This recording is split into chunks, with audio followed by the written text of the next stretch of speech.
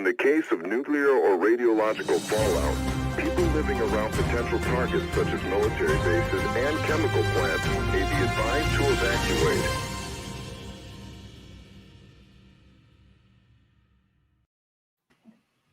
All right.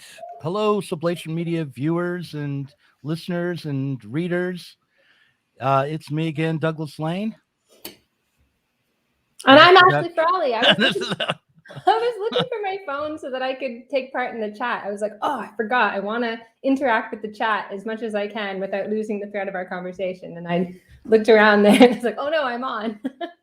Well, I understand. Well, before the stream started, I just left the stream open and read Francis Fukuyama for a while, forgetting that I even had a stream to be a part of. Yeah. Anyhow, our phones are distracting us this morning, but this is Ashley Frawley. I'm Douglas Lane, and if you like Sublation Media, well, what are you going to do? I know what you can do. You can subscribe to the channel. You can go and look at Sublation Magazine online. You could support us on Patreon. You could check out the Diet Soap podcast, which is available on all the great podcast catchers or whatever they're called. You can look up the RSS feed. You could come visit me at my house in Portland. You could buy me a beer. Look for us on Instagram and TikTok and Twitter and Facebook and Instagram and so on and so forth. But thank you all for watching this morning. We are going to be talking about the death of the left today. And I wanted to start actually right off the bat with a comment that was put here before we even started the stream. And it's this one. It says, that being said, this whole anti-woke shit, vice signaling is cringe AF. So a left that tries to be anti-woke is just trailing the right. We need to give up on wokeness as a battleground. And I want to bring that up in the context of this book that we're going to be talking about, at least peripherally. It's called The Death of the Left. It's by Simon Winlow and Steve Hall. It's out of Bristol University Press. And the subtitle is Why We Must Begin Again. Well, Why We Must Begin from the Beginning Again. It was an interesting read. I got a hold of it, and I want to invite Simon Winlow and Steve Hall onto maybe this podcast or this stream, or maybe the Diet Soap podcast, or who knows. But I want to start by saying one of my critiques of their book would be that they blame, in the case of the Sanders campaign in particular, they blame Sanders' embrace of identity politics for his defeat in 2020, even as they themselves, Winlow and Hall, embrace what looks to me like some version of MMT, modern monetary theory, to justify a return to New Deal kind of politics, and in a time of economic insecurity and continued kind of under long-term economic crisis. So I would say that the continued debate between the class first version of social democrats versus the identity first Democratic Party centrists is a way to avoid deeper questions on the left around policies like MMT, as opposed to what I would take to be, or would want to put forward as, actual Marxist political economy and Marxist politics. So there's my opening salvo, and I'll let Ashley Doug, you're respond. supposed to be the sandwich model. Clearly, you've never been trained as a teacher. You're supposed to start with the positive, and then you bring in the negative. And oh yeah, you know what? I know that from doing a writing workshop way back in '95.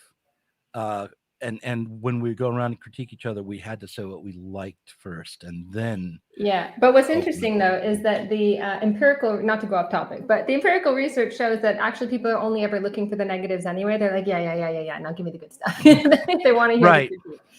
So, I found the MMT stuff less convincing as well, and I suppose the the tendency to sort of blame or to sort of see leftist campaigning as a failure to make good choices, where the choices were there and available and people just didn't do it. They chose to go on the wrong track.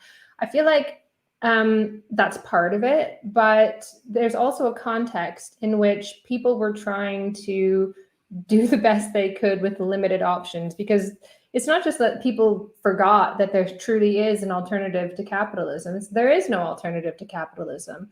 And so parties had to be pragmatic. So in order to stay in power, yes, they did kind of jump on the neoliberal bandwagon. But the options that were available were really, really small. And we're kind of in that situation also at present. The thing that bugs me, however, is that the neoliberal project has been so thoroughly embraced on the part of the left, so integrated into what people stand for, that there is a failure, I think, of imagination. Even as the neoliberal project begins to recede, people start to freak out because they want it. They want more of it. And so this is kind of the issues. I think that there needs to be more of like a materialist understanding of how the left lost its way, in that there truly were fewer options, and people truly did have to kind of let go of what had been, or what are often assumed to be core aspects of leftist politics. Right. And if you remember the 2008 crisis and the politics that came out of that moment,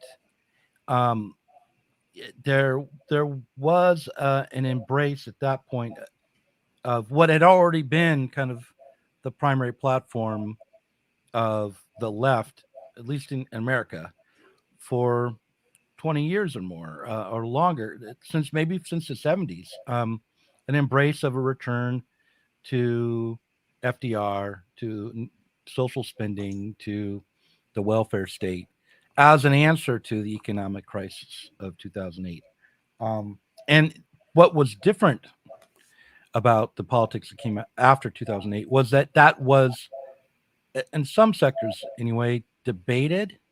And it was, I think with Occupy Wall Street, also pushed to the background, at least for a moment, because the alternative to that approach stepped forward as a prefigurative anarchism, which was what was on the street and what was getting media attention, the way younger people were thinking of how to address capitalism. And the other thing about that is, in the 90s, anarchism and whether it was lifestyleism or primitivism or syndicalism, was also the only really countercultural left that was around. Yeah. I mean, there were sectarian leftists, sectarian Marxists, but they mostly seemed irrelevant. They were already old in the 90s, and they were there was something of the cult and the fringe and something tremendously unsexy about the sectarian left back then. Oh, absolutely. And I remember that there was this like anarchism was a lot sexier than Marxism would have been, especially in the early 2000s. I've brought this up before, but I remember like being part of this sort of fledgling, well, I wasn't part of it, I wasn't cool enough to be, but this fledgling punk rock scene. And that was like the big thing. It was like, oh, those Marxists, they're too rigid, they're all about economic, well, even I don't think people even had the vocabulary to say that it was about, the critique that they were talking about was economic determinism. But people would just say like, oh, it's just so rigid, and there's all these categories, we just want to be like, free flowing sort of thing. And you can see that really affecting Occupy as well. And what's interesting about that is that the obsession with sort of language and symbolic politics really came to the fore in a big way after the failure of the Occupy movement, the failure of that whole spring of sort of political awakening. And you can see this happen twice. So the first kind of wave of political correctness was in the early 1990s. After the fall of the Berlin Wall, there was this obsession with language, and you had this sort of culture war and moral panics around language, and the people who are trying to change language, also moral panics about them destroying our children, our institutions, all this sort of thing. And the left and the right were equally kind of at each other's throats. But without the internet, it was kind of niche. But after the fall of these movements, the failure of these movements to make discernible sort of differences in our politics, you saw this obsession again with language, with, well, we couldn't really do that. So we failed to change things materially. We failed to have even ideas about how we might change things materially. So let's transform this. I said this last week on the Patreon. When we can't solve a problem materially, we tend to transform it into a symbolic problem, into a problem that can be changed, at least ideally, that can be solved at least through imagination. And so we began to try to solve problems, transform them into problems of language. If we could just get people to be more inclusive, if we could just do this, if we could just kind of, there's all sorts of these, critiques of the working class as being too racist and a lost cause and all these, this all comes up in the wake of the Occupy movement. And I think that was sort of one thing that stood out to me within this book that got me nodding along, was their critique of these campaigners that emerged, who had nothing to do with any kind of organizing or any kind of realistic politics, who were very snooty and liked to look down their nose at people for having wrongthink and so on, and sought to reform the subjectivity of the working class and the masses. I thought that was quite a powerful critique. But I think, part of that too is this: you have to understand symbolic politics as a politics of defeat. And that's kind of where we are right now. We've transformed our material problems into ideal problems, problems of language, and that's our comfortable place, because that's where we can solve them. Yeah, I also remember though that the other aspect of the book that I kind of nodded along with was the way in which the flip side of this desire to change people's subjectivity had dominated the British Marxists. And that was this notion that the working class and the poor were sort of already socialists, that there was no need for a theoretical examination of the world, but rather you could just turn to the history of the struggle of the masses against the elites and find aspects of what already existed to support. And that this was a way of idealizing the working class. It was a kind of workerism, and it led to at best a kind of reformist politics itself, because it didn't have a direction or an aim other than trying to strengthen democratic institutions and just basically liberal bourgeois democracy, to open up a space for those already fully conscious socialist workers who were born into the struggle. Yeah, there's a very realistic portrayal of the development of the left in British politics, at least, in which, there's this tendency to kind of say like, oh, back in the past, the Labour Party stood for this, and back in the past we had real leftist politics. And yes, we did have more of a materialist understanding of politics. There were big ideas that required, the parties in power to make clear their plans for the masses, for the electorate, to convince them of these things. Yes, this definitely happened. But on the other hand, they're sort of realistic about the fact that there was always a division within the Labour Party. There was always a division within this movement between the kind of intellectuals, I suppose. I don't think that's the right way to put it, but and the sort of like workers, the sort of trade union types, and that this led to a situation. It's been a while. I have to say, I wrote an endorsement for this book. So you'll see my name on the cover probably, or at least in the advertising for it. So it's been actually quite a long time since I read it. So please forgive me if I mischaracterize some of the argument, and Doug, it's fresh in your mind, so it falls on you. But if I understand it correctly, this then leads down the path, and this is one of the things that I took from the book, and you probably heard me say before, is the way that the historical responsibility for speaking for the working class led to then that one part of the party that was more, I suppose, intellectual, less sort of down to earth, led to them being able to claim to control the working class. Not control, but lead. yes, let's say control the working class. Oh, okay. To reform to reform them, to, you know, help to control their behavior so that they fit better within the system. And that's where you see the kind of neoliberal turn, where you see the promise to kind of like change their eating habits and make them supposedly less racist, this sort of thing. Mm-hmm. You know, like campaigns against football chants and all of this stuff. So that they draw out this history of how that came to be, that there was this kind of thin veneer of being a mouthpiece for the working classes that then gradually transformed into being, hey, you know, you have this neoliberal agenda. Well, we'll communicate that to the workers as though it's in their interest, kind of thing. Well, I want to kind of do a sidebar here away from the book, although we should definitely continue to talk about the book. And I also want to bring up the differences between the way the death of a left is conceived right now by people who might have been involved in the Corbyn or Sanders campaign, as opposed to how it was conceived, you know, in 2006 when the Platypus Affiliated Society formed, because their big slogan is "The left is dead, long live the left." But I guess now I've led away from what the sidebar was going to be. Right, what were you just saying about control? Oh, here's what I remember now.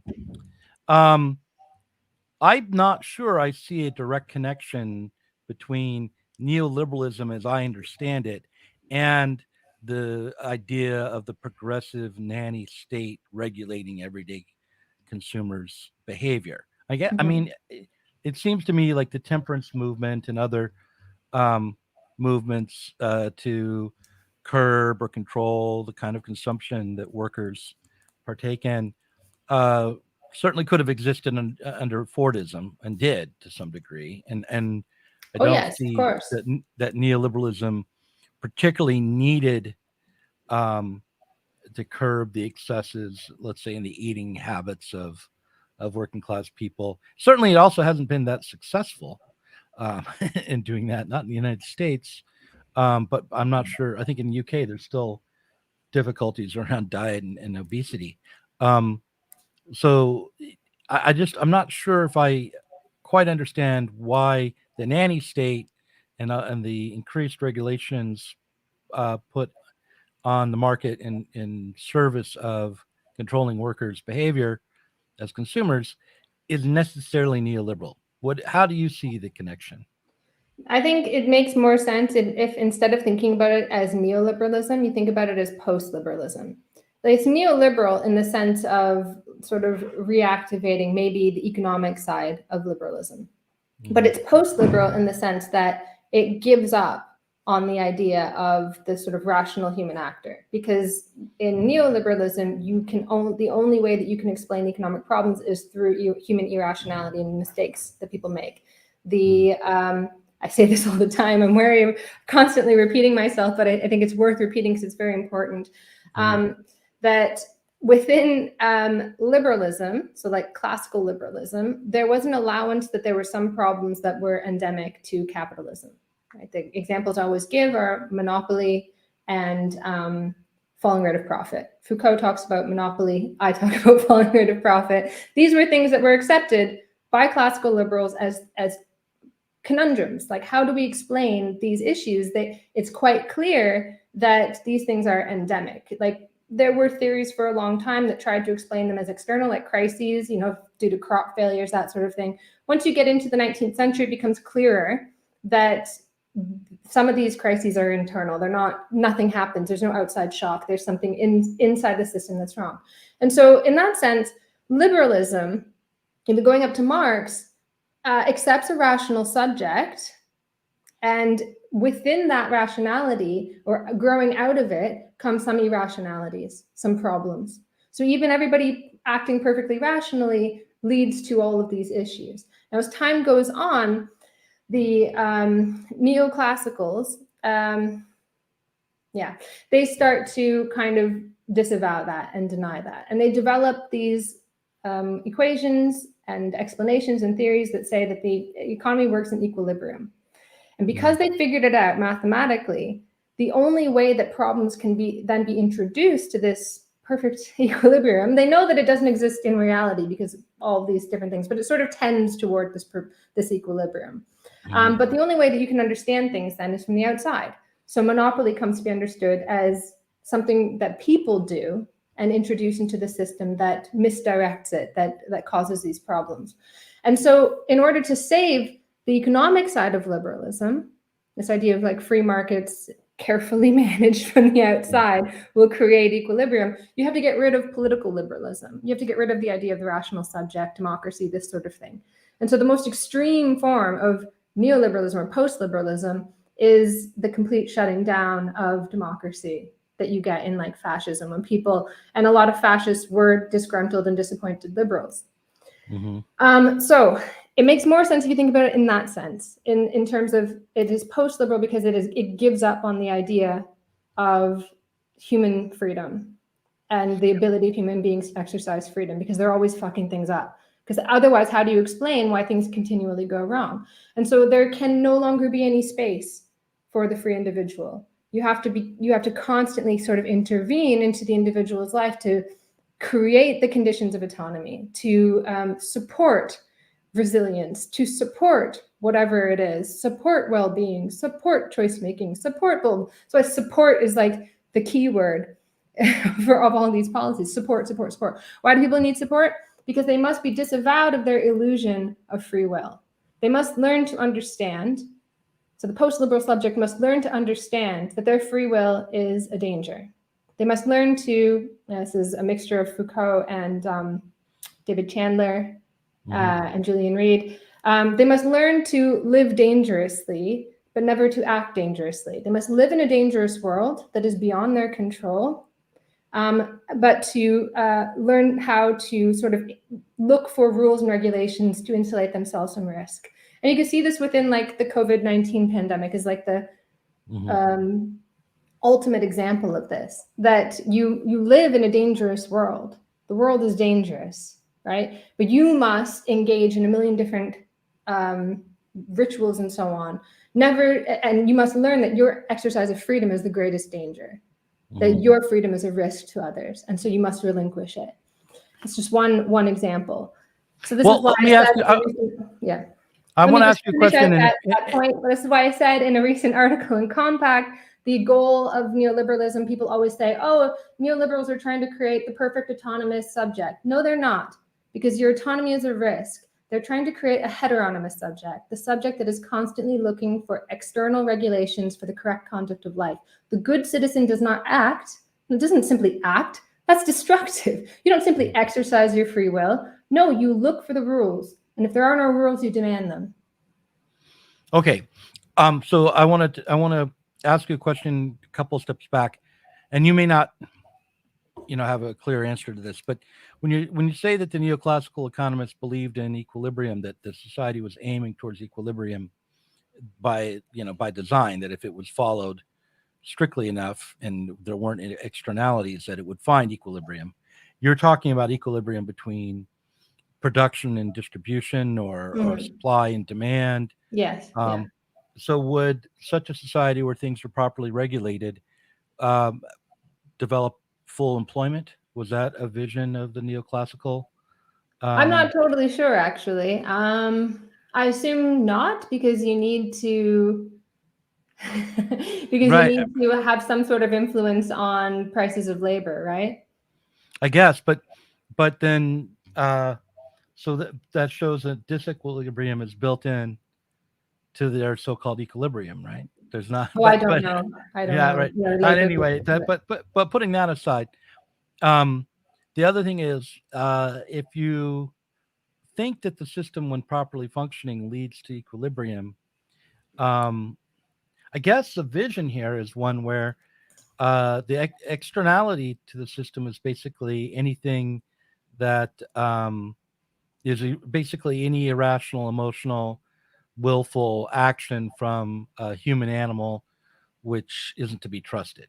You want to create basically robots who will follow the guidelines so that the machine functions properly. Is that the Yeah, well, vision? I suppose so. Yeah, if the best thing that you could do would be to, stipulate everything in advance. Like this is the kind of thing that the Soviet Union did too, which I like to say, because people think that they've got this system of absolute kind of freedom. But, the more that the system seems to fail to function and the less willing you are to relinquish it, the more you become obsessed with controlling people's behavior. And that's the thing. Like I had a debate with Yaron Brooks a while ago. It's just so embarrassing. It's on YouTube. It's so embarrassing. I thought that we were going to have like a grown-up conversation, and I had prepared this whole thing about how Ayn Rand is actually a dialectician. And he was like, "Why do you want to kill me?" And I'm killing all of these people. It was like the typical thing that you do when you're like 18 or something.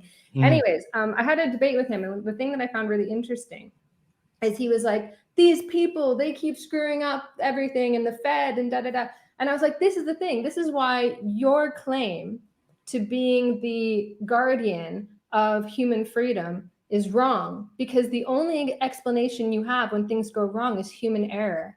I don't need human error to explain why things go wrong. I can have perfectly autonomous, perfectly rational subjects, and still we will have the problems that we have in capitalism. This is why Marxism is the proper claim to humanism. If you have an economic understanding, of capitalism, you can maintain your faith in human autonomy and freedom. But they can't.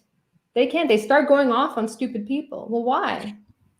Why? Well, I want to underline something that I'm hearing in what you're saying, because I think it's important, which is that there's as I described it, where neoclassical economists and policymakers want to create human robots to follow their system rigidly. The answer to that is not to say we don't need a system, to be anti-system, to say we need no mediating structures at all. We need to free the human being to act on impulse, to this sort of romantic notion of the libidinal animal working out their interactions freely and spontaneously, acting out all their desires, being liberated from the constraints of civilization. All of that is like not what a Marxist who's critiquing neoclassicism or neoclassical economics would say. Instead, it's like we are the subjects here. We are the creators of this system, and we have created a system which has intrinsic contradictions and difficulties built into it, and that has become objective and therefore alien from our own from ourselves and our own subjectivity. And our task is to take responsibility for that system and modify it, change it, try something new, maybe reform it, maybe overturn it completely, but to not think of the objective system as the same thing as our nature, and also not to think that we have a recourse to nature, some pre-existing social order that we can. Somebody in the comment is criticizing me, and then this is the thing. I don't know why people don't get this. I got the same criticism on my Compact article, and it was really funny too, because people were like, "What Ashley doesn't understand is that mindfulness does create autonomous subjects. It'll help us stop doing stupid things like COVID policy or something." I was like, that's my fucking argument. Like, why can't you understand that? Like, that's what I'm trying to say, is that by having all these programs and all these policies that seek to create, yes, they want the rational actor, but they don't think you are it. They think they need to go in and make you do things to make you be rational and autonomous. They don't think you human beings just of their own volition within their own communities and within their own families as they develop.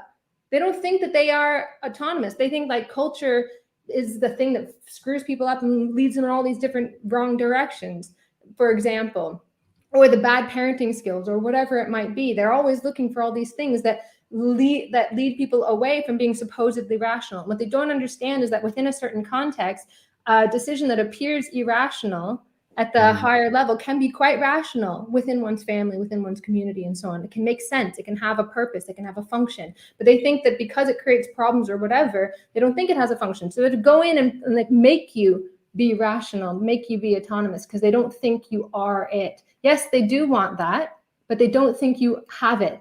That's why they need to go in and create it. So like that's what I mean by the destruction of the subject. First, the subject must be destroyed, because they have to have an explanation for social problems.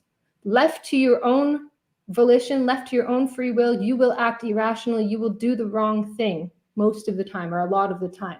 So we need to go in at crucial moments and make sure that you make the right choices. We got to go in when the woman is pregnant, when she first has her child, when she's doing this, when she's doing that, when the child reaches a trend, they're obsessed with transitions and so on, because this is the moment of crucial choice making. And they want to make sure that you make the right choices. And the problems they allege exist because you will simply not act the way you should or choose the things you must. That's what I'm talking about. Yes, of course they like the rational subject, but they don't think it exists. Otherwise, they have no solution, no understanding of how social problems arise. I feel as though they're okay, someone says, in other words, there's a model, it fails, so you must be amputated to fit that model. Exactly. And the fact that you don't is the reason why it failed. You get it now? Yeah, I definitely understand that part. But here, I've also encountered the sort of the therapeutic culture, and this notion, the anti-ideological stance, which I think is prevalent within the neoliberal era, but predates it, where you I guess in an effort to undermine autonomy and the kind of enlightenment subject, the subject that says, I am responsible for thinking through my life and coming to my own conclusions, right? To undermine that, they claim, oh, really everyone is just an emotional animal driven by unconscious forces. Yeah. And drives, which then have to be regulated by expert handlers, and which you have to get in touch with and learn to deal with. And that is the other side of this, which is that but those kinds of experts, those kinds of political actors, do not believe in rationality. Not even in themselves necessarily. Oh no, of course, yeah. Not even. That's a very interesting thing as well. The fact that they will break it down even in themselves. Right. It's like there's no. It's almost. I'm going to say something stupid right now, but it's almost worse than fascism in the sense that there's like it's anti-human, but at least you had like this idea of the great person or something. It's bad anyway, right? But like there's none of that. Humanity is all fucked the whole way through. And so they start looking for like the ideal that they're looking for is a kind of technocracy without people, that the algorithms will do it. and I remember like I was doing this research for my book that's coming out soon. And there was this guy who was working for the National Union of Students on like mental health and like expanding the definition of mental health. And as he's like really ingrained in this movement. In the last presentation that I was able to see of his, he was like really looking forward to the prospects of technological diagnosis, so that your phone, when you're on your phone, will read your eye movements and be able to diagnose you and possibly send that information to relevant parties, all done in the name of mental health. It's like motherhood and apple pie. Who could possibly be angry? And the interesting thing is he now works in China. for like a tech company that's doing this kind of thing. So this is like the logical outgrowth of this sort of thing. When you kind of cut people down, well, you're not even like, the human isn't even able to occupy the position of the dictator, which is bad anyways, I keep saying. But like we want to kind of push that all onto technology, because human beings are so messed up. It's like pervasive. There's an app for that, someone says. Right. Exactly. Right. There's no need for a dictator. There's an app for that. Right. So to step back into the this book that we both read that you endorsed, and which I would have endorsed if I had been asked, because it's got a lot of things in it that are worth considering and worth agreeing with and critiquing. But I do note that it is written in the aftermath of Corbynism and the Sanders campaign, in the aftermath of what looked like a return to social democracy as the dominant socialist movement, and its dissolution. And it seems to me to, at least in part, be uh, in a way that's very similar maybe to the neoclassical economists saying, yeah, the difficulty is the embrace of the identity politics. The difficulty is the rejection of MMT. The difficulty is this thing that's external to the core ideology of that social democratic moment, um, rather than take a look and say, well, what was it about the embrace of a leftism that tried to regulate and humanize capitalism, that went wrong. Like, not only did it go wrong in so much as, like, when it did get a chance to take power in Greece, it found itself unable to stand up against the forces of capital in the form of other nation states in the European Union, but also went wrong later on is even failing to gain enough of the support it needed from working class and other voters to take power. Why is it being rejected by rational actors? Maybe there's a plethora of different reasons in different parts of the world and different sectors and different classes, but and amongst different ethnicities.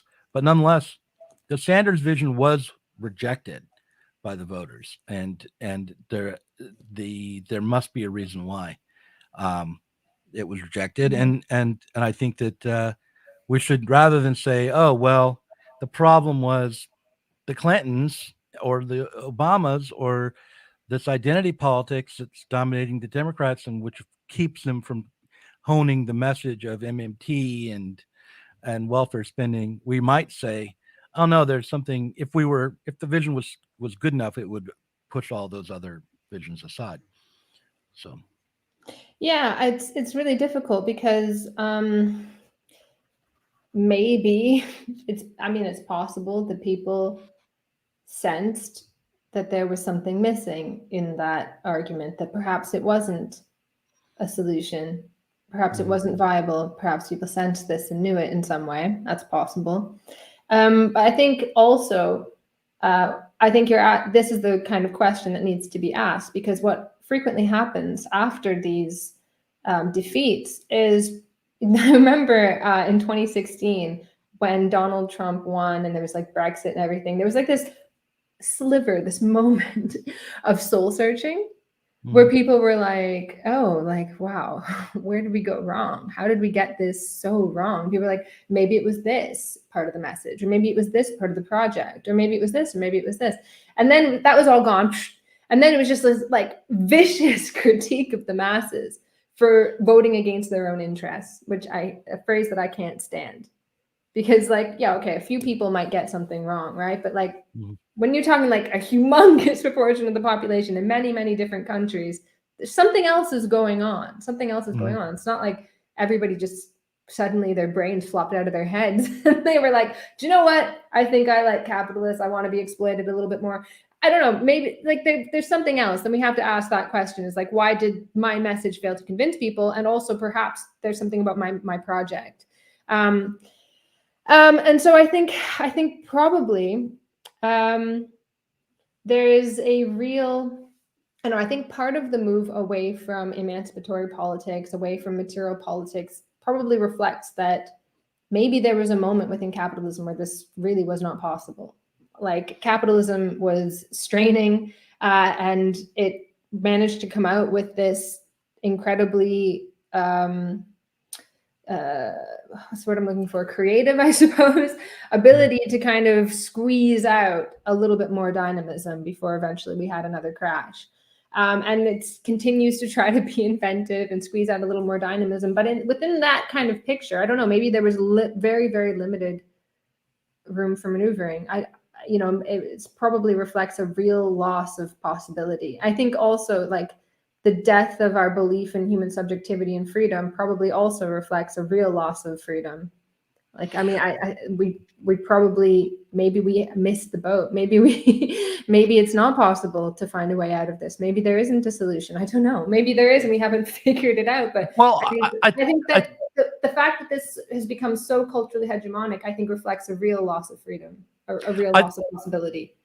I think the difference between the platypus slogan, "The left is dead, long live the left," and the title of this book, which is just "The Death of the Left," is worth underlining, and the reason why is because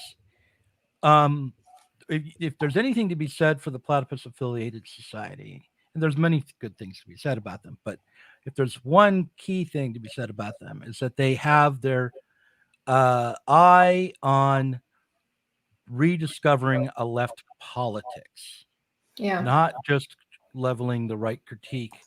I mean, I frequently get into debates with Chris Catrone about the details of, or some of the details of the of Marx's critique of political economy, and I think they're important. But one thing that I think Chris Catrone has over me is a commitment to and a vision of politics, and so when you look at the 2020 campaign with Bernie Sanders, particularly, say, one thing that was clear, if you step back from it, was that if he were to have become president, he did not have the force behind him to enact his policies, to lead his party, to stand up to the array of opposition that he would face as president. He didn't have support of militant support of the trade unions and other unions in the country. He didn't have a mobilized base of committed hardcore activists. He didn't have, armed militia groups. He didn't have the support of the military, and he didn't have the support of the majority of his own party, which he would have had if he had had a strong, committed base, even of voters, let alone, of workers who are willing to go on strike or are willing to take other kinds of action to enforce the political will of his party. So one of the things we have to accept is that that doing socialist politics will mean organizing for a fight. It's not just a matter of organizing to win these formal victories within the system as it is, but it will. But it also requires that we. Sorry, go ahead. Go ahead. Oh, I was. It also requires that we know what we're fighting for. And I think this is part of the issue, that for a long time, the left has been kind of pushed into a corner, the mainstream left. It's been pushed into a corner where it's like, the one thing you can have, the one concession the system will give is the welfare state. And that's going to be the place where you're going to argue for material security. So that's what most people want. Like if you look at surveys all over the place, that's what people want. They want job security. They want security in their living standards. They want to ensure that their children have opportunities. This is the basic things that people want everywhere. And for the left, the place where that was mainly ensured was not in the market, but in the welfare state. But most people's experience of how they managed their own security was through involvement in work. And so when there was nobody who was arguing for any kind of dynamism that could ensure one's own material security and that of their children, then people turned away from the left. Because yes, we do need a welfare state, but nobody wants that. Like it's there, but it's nobody's aspiration. Like, I wish to have a safety net when I lose my job. It's like, no, I want to make sure that I got a job to go to, when I, that's what people want. And this is the issue, that when it's like, what are we fighting for? It's often like some concessions from the state in the form of a safety net. And that's not enough. And so we have to have some kind, this is what Ted Reese was saying last week in the Parrot Room, or maybe it was over dinner, I can't remember, but he's so good. He's wonderful. Highly recommend Ted Reese's books and his podcast that we've done on here. But he was saying, like, we need to understand capitalism in like a widespread way. You know, we have to have like some kind of organization that understands capitalism in order to build an alternative. And I don't mean like blueprints and that sort of thing, but we do need to understand the organization of capitalism as it is now, and look at the sort of areas that already exist within it for the progressive move forward. Because of course, this is central to Marxism, that what will emancipate us already exists, that capitalism creates the basis of socialism and communism, but we must understand it in order to get out of it, in order to move to the next phase. We need to take control of things. And we have to understand kind of how to do that.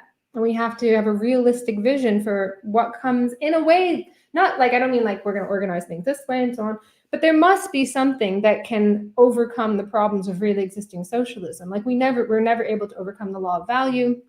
It was no serious way of like understanding and distributing resources. I think these things probably exist now, I hope. But no one's really talking about that. We've got like, I think MMT is interesting because it is an attempt to solve this problem, ultimately, I think unsuccessfully. But this is the kind of thought that we need. So instead of like, I hate this where everyone's like, oh, you know, all the problem is the working class, they keep voting against their interests, and they're never looking at themselves like, do you have like a realistic thing that if you took power now, you would know what to do? No, no, we've been trained to think for all this time that the best thing we can hope for is a really strong welfare state. Well, capitalism is not able to provide that right now, so let's think about something else. So I want to take some questions from the chat, and also the people seem to be enjoying or at least getting something out of this conversation. I don't know if enjoy is the right word, but what? Of course, well, I they mean, you know, ranting. Obviously, no, they love your ranting, of course, but I mean, what we've been discussing is a problem, and you know, and we're sort of pointing at some general things that we need to develop, but we don't have.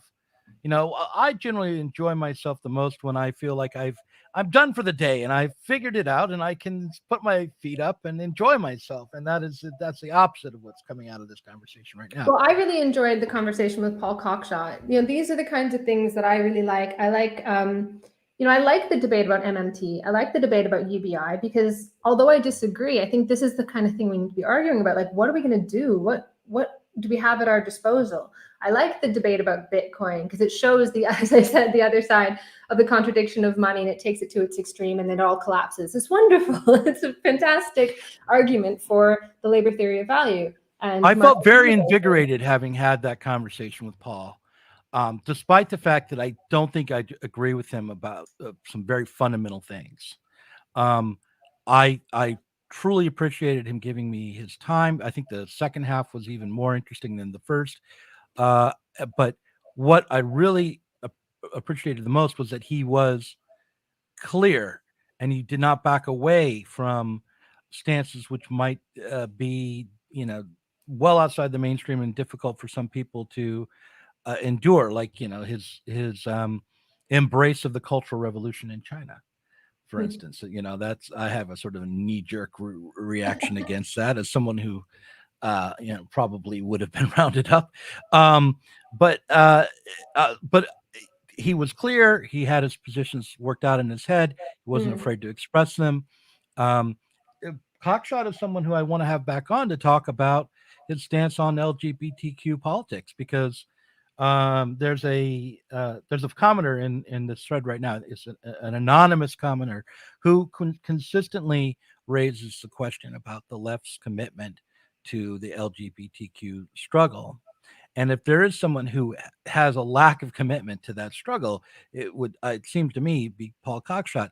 And I think it's worth hearing his arguments, even though I disagree with them, precisely because without hearing those arguments, you're not going to develop a strong understanding of why, for instance, the LGBTQ struggle fits within the struggle for socialism.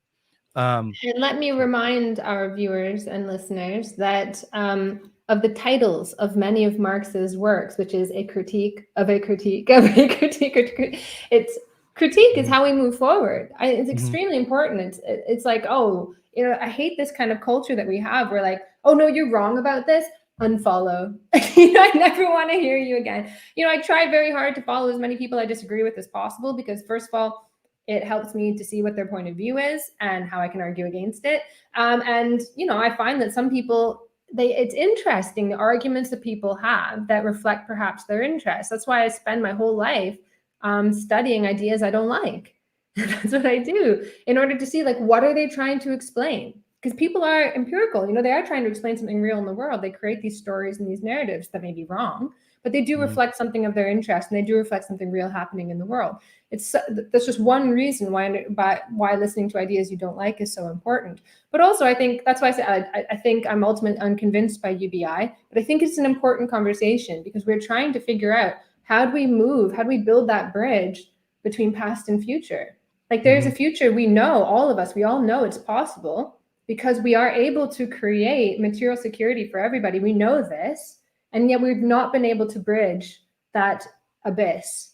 It's just become this sort of, it's become unbridgeable. But at least some people are trying to think about that. They're trying to think about how we can get there. I think that's really, really important. MMT is another one. Again, no, probably isn't ultimately going to work, but we need to think about how to get there. No, right. We need to have these debates again, even if there's sometimes, even if I find myself pointing to the critique of the Gotha program over and over again, it needs to be relitigated and explored because frankly, I haven't fully worked out my critique of MMT. And I think by doing so, it will help deepen my understanding of how money functions, say, and exactly, yes, exactly. Society. And in fact, this is what Marx does in the Grundrisse. Sorry, I can't have an episode without mentioning the Grundrisse, but this is what Marx does, right? He goes through these as he's going through his self-clarification. He looks at some socialist ideas for how we can overcome the contradictions of money, and through understanding what they're saying, what they're actually pointing to, he comes to a deeper understanding of money himself. Sorry, we're reading the Grundrisse, and I'm doing a workshop on it every month because it's so important. It's such a good, such an important work. You should help me with it next time I run the workshop. Would you tell it? Would you do that? Would you be able to do that? Right. Yes. So everyone, sign up at the level where you can get the Grundrisse workshop. Ashley will be there, much more militant and focused thinker than myself. So Anonymous says, talk about Colorado Springs.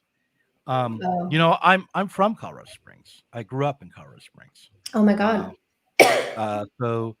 I mean, I wasn't born there, but my father moved there around the time of the Vietnam War when he was a doctor in I think the Army, and so he was drafted there, and then he started private practice there. So I lived in Colorado Springs as a kid until I was, graduated from high school. And it was a very conservative town. It was a center of something called Focus on the Family in the 80s and 90s. There was a strong current of homophobia in that city. And it was organized when I was growing up.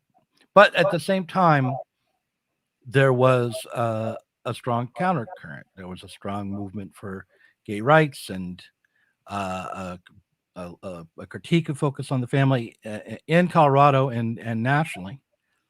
I think since then, Focus on the Family has been completely, not decimated so they could never come back, but definitely defeated. That era is over. And so when it comes to the shooting at the gay nightclub in Colorado Springs, I have not read enough to know what the motivation was behind the shooting. I would say it wouldn't surprise me if the shooter was a fundamentalist Christian who was motivated by homophobia and had people who could remember the Focus on the Family campaign in his family. I know that his father said on television that when he was told that his son was at a gay nightclub and shot up everybody, his first question was, "Wait, he's not gay, is he?" And then he, said something about how he was against shooting up the nightclub, or he may never have said that at all. Nonetheless, I've also heard reports that he was non-binary, and it's a big sort of just everyone disavowing and avowing and pushing this person into all these different groups. And I just know that the shootings themselves there's another side to the story. If you look at this kid, he threatened to blow up his own house and his mother with a homemade bomb a year earlier. This is clearly a very troubled person, very alienated person, a young man failing to come of age. Yeah, which is a big problem in contemporary society generally. We're all stuck in this like liminal stage. We don't become adults anymore. But anyway, go on. Yeah, right. So I think that if it's true that what motivated this particular shooter was reactionary politics, amongst other things, nonetheless, the way to address that is not for GLAAD to try to generate more funds for the Democratic Party, but rather to try to address the underlying conditions that create this kind of alienation and make reactionary politics so attractive. That's what I'll say. I would agree with that. It's interesting because the politics are almost like secondary to, like, it's like the act is there, this expression of like extreme nihilism and alienation from society, and then the ideology is like, no, this one. Like, it's, the fact that it could be anything tells us that there's something else going on here. And I think in general, we are, like, I've said this before, but all societies have rites of passage, where you are one thing and then you have a liminal stage where like the rules are suspended, you have a bit of fun and so on, and then you pass to a higher status. And throughout history, being an adult was a higher status than being a child. Now it's not. Adults, children are the future, and adults are the cause of all the problems. When you say children are the future, you're saying the adult generation is devoid of solutions, right? Everything gets projected onto children.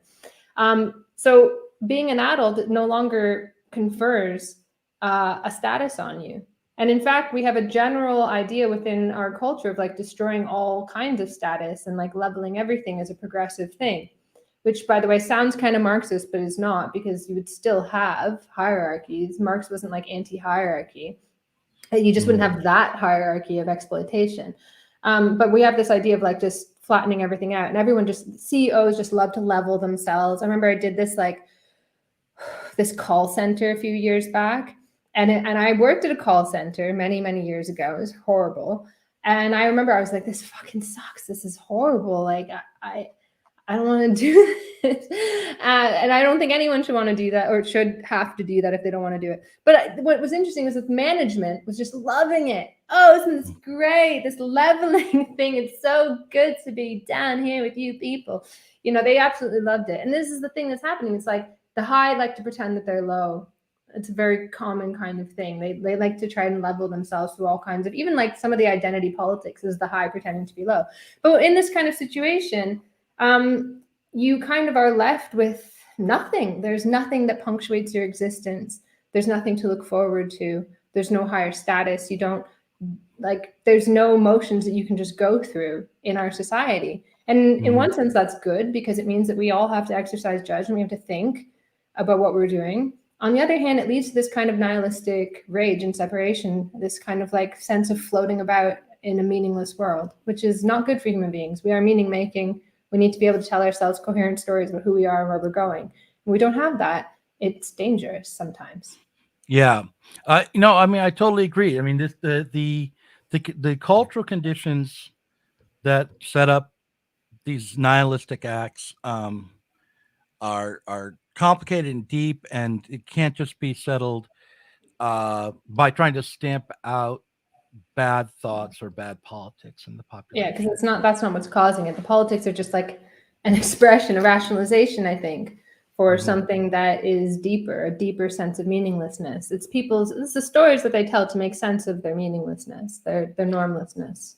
So one of our commenters says that the shooter wasn't I was going to say, there's a lot everybody is sort of disavowing this and then avowing it. I don't has it been now definitively proven that that's not true? Well, I mean, how do you definitively prove that someone is non-binary? But I'm not going to say more than that.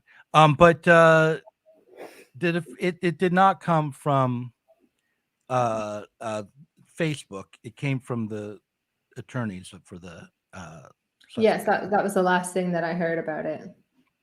So it's been reported in the Denver Post that his defense attorneys are saying he is non-binary and that the filings have to address him in gender-neutral terms.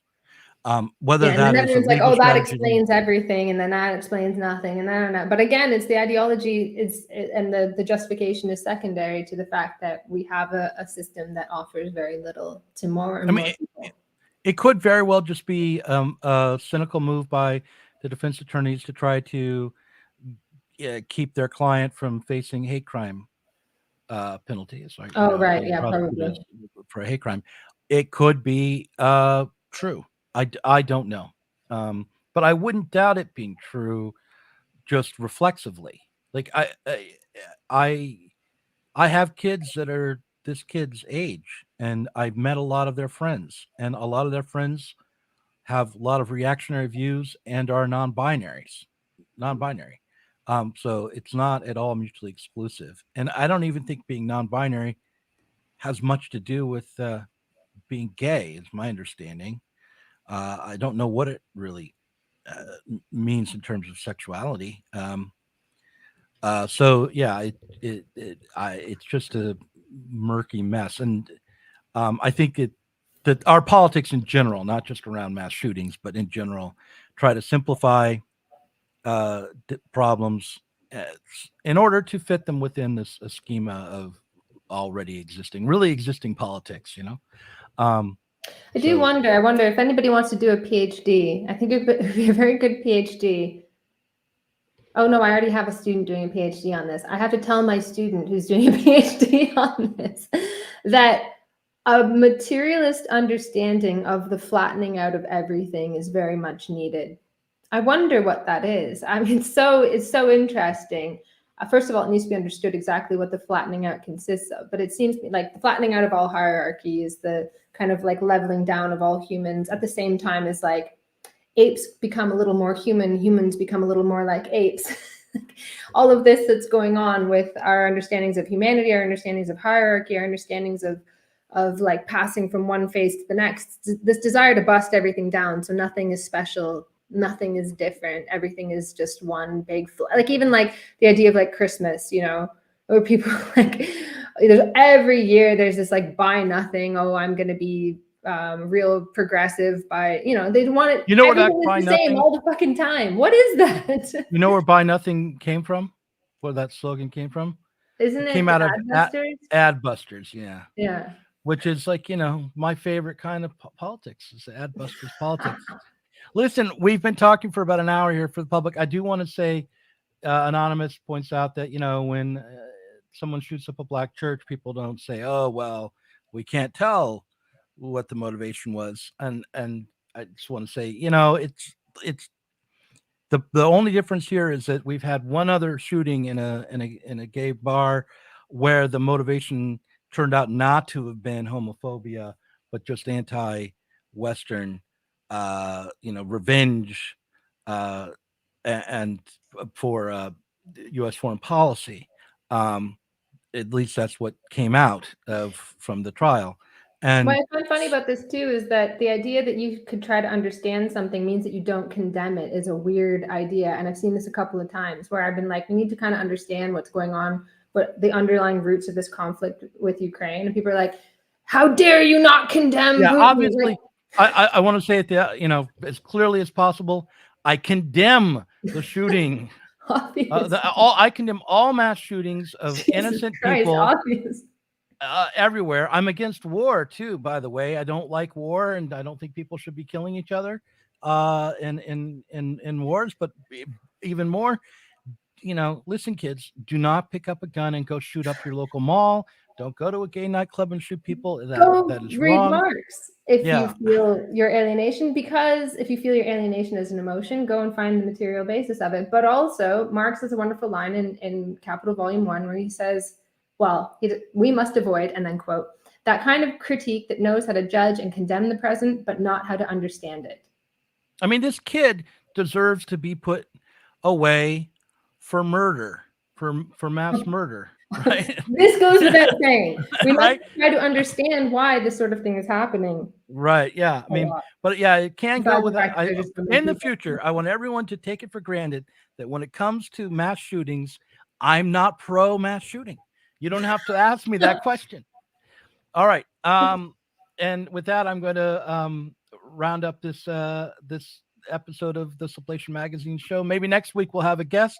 Maybe not. You'll have to see. I want to But get Lee Phillips on, because he's another example of someone who's thinking about how to cross that bridge, how to build that bridge. And I will see you all in the Parrot Room in what, 10 minutes? Yeah, about 10 minutes or so. All right. In the case of nuclear or radiological fallout, people living around